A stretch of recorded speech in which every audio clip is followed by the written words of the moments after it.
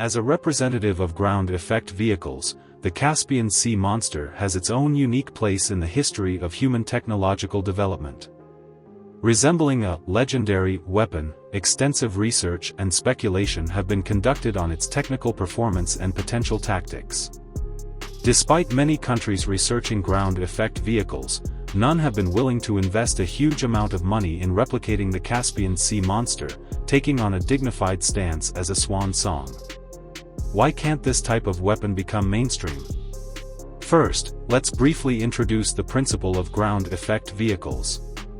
The ground effect principle differs from the principle of aircraft flight.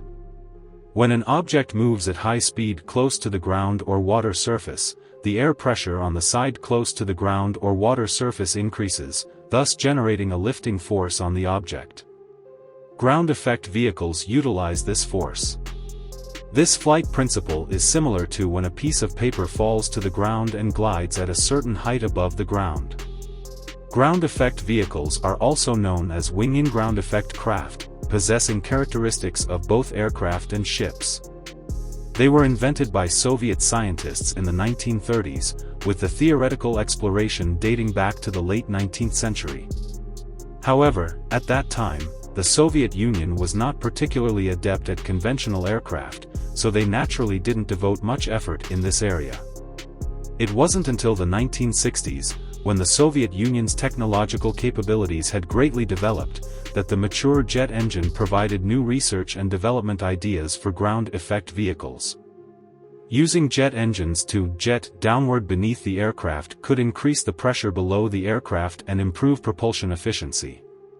The first craft worthy of being called the Caspian Sea Monster was built by the Volga shipyard in 1963.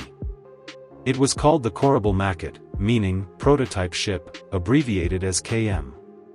This was a massive 106.1 meters long, weighing 495 tons, with 8 VD-7 turbojet engines near the nose and 2 at the tail for accelerating cruising.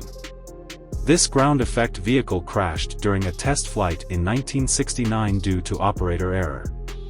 Despite this, the Soviet Union's enthusiasm for researching large ground effect vehicles did not diminish, continuously integrating new design ideas to develop it into a new weapon system. In 1980, a new ground effect vehicle underwent another test flight. There are currently two different claims about this equipment. One is that it was newly built, while the other claim is that it was actually a repair of the wreckage of the first craft. Feel free to leave a comment if you'd like to know more about this.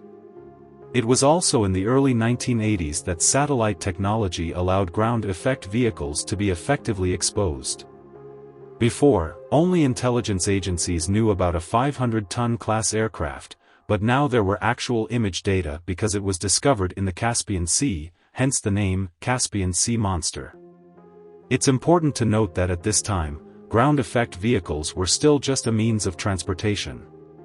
This massive vehicle could reach a height of about 15 meters above the water at a speed of 800 kilometers per hour and a maximum range of 7,500 kilometers, carrying nearly 1,000 passengers. Most of the Caspian Sea Monster photos we see today are actually from the 903 project launched in 1986, named Flower-tailed Pigeon. The most noticeable difference from its predecessor is the 3 pairs of KT-152 dual missile launchers on its back. This system can also be replaced with the 3M80 or 3M80M Mosquito supersonic anti-ship missile launchers.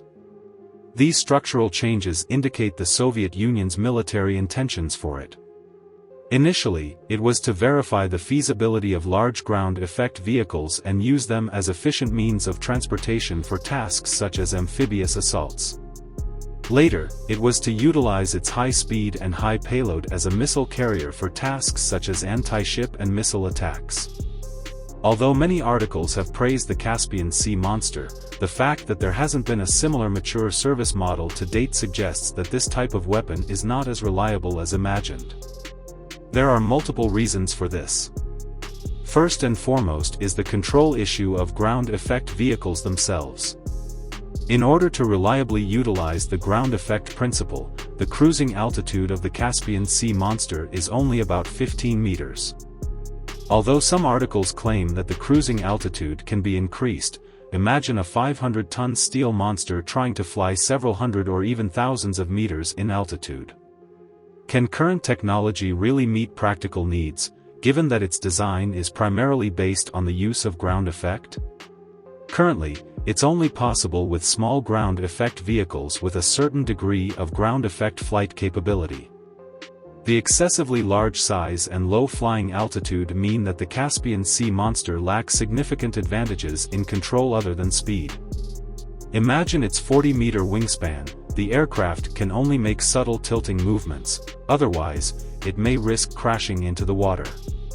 It also has poor evasion capability against high waves or floating ice ahead. It was precisely these operational issues that resulted in accidents during the tests in 1969 and 1980. Today, ground effect vehicles are still very niche, which is enough to illustrate the problem. As for some encyclopedic introductions, such as the hovering, reverse, and vertical takeoff and landing capabilities of ground effect vehicles, they seem more like theoretical concepts at this point. At least the Caspian Sea Monster cannot perform these functions. The next issue is the combat capability of the Caspian Sea Monster. After carrying anti-ship missiles, it undoubtedly has the capability for anti-ship and port attacks, but the strength of this capability is still in doubt. One of the Soviet Union's primary tasks in developing anti-ship missiles was to launch deadly saturation attacks against potential enemy carrier fleets. One of the secrets of the Soviet military's anti-carrier operations was the lack of enough breakthrough capability, using multiple or even dozens of anti-ship missiles to launch attacks, with a significant number of missiles successfully breaking through. From this perspective, the Caspian Sea Monster carrying 6 missiles has a great striking power, but anti-carrier operations are not that simple. The Caspian Sea Monster needs to work with friendly reconnaissance aircraft to illuminate the target in order to launch an attack. Otherwise, relying solely on its own radar to search for targets, it will remain within the carrier's warning range for a long time. It's difficult for such a massive vehicle to avoid detection, and what are the chances of evading fighter jets and anti-aircraft missiles counterattacks? It probably doesn't have much efficiency compared to bombers. In addition, it also has problems such as high cost and high maintenance expenses, which most countries cannot afford. Just starting up those 10 engines would be like spending money like water. Does this mean that the Caspian Sea Monster is completely useless? Not exactly. For example, it is very useful for long-distance transport. With a maximum range of over 7,000 kilometers, it's almost equivalent to flying from northern Africa to southern Africa. By coordinating with naval bases around the world, it can rapidly deploy personnel and supplies to most coastal areas globally, and can even transport heavy equipment like tanks. In amphibious operations, the Caspian Sea Monster can completely play the role of an air cushion craft, swiftly appearing on designated beaches or even directly on the beachhead at high speed. It can also install weapon systems for necessary firepower cover, essentially creating a temporary fortress on the beachhead. If multiple vehicles are used together, they might actually have a significant impact. In recent years, several countries, including China, have been conducting related research at a steady pace. Although there haven't been any prototypes of the hundreds of tons class, the technology in aerodynamic layout and flight control has long surpassed the Caspian Sea Monster. With the help of stealth technology, miniaturization of electronic devices, and other technologies, it's possible that a new generation of ground effect vehicles may appear in several years.